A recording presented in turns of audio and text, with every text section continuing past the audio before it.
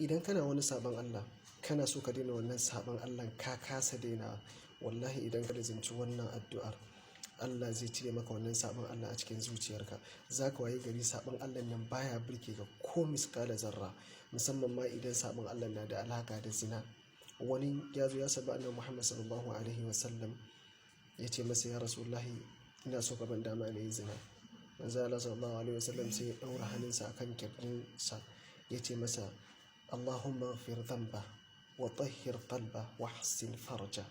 Wannan sahabbin ya ce wallahi tun daga lokacin ban ƙara jin ina sha'awar yin zina ba.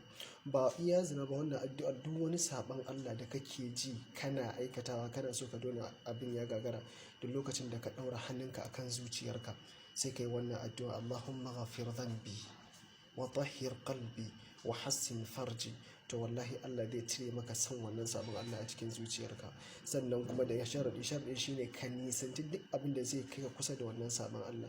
Sannan ka iya da ka ƙara da wannan addu'an, Allahumma ati nufusana taqwaha wa zakkiha anta khairu man zakkaha anta waliyuha wa mawlaha.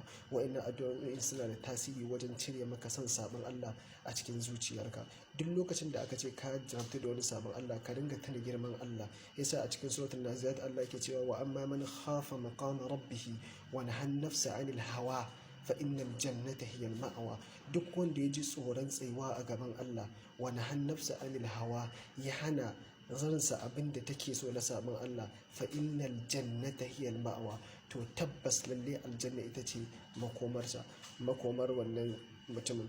Saboda haka duk sabon Allah da kake ka tana cewa zaka mutu akwai kwanciyar kabari, zaka tsaya a gaban Allah ya tambaye ka akan duk abin da ka aikata.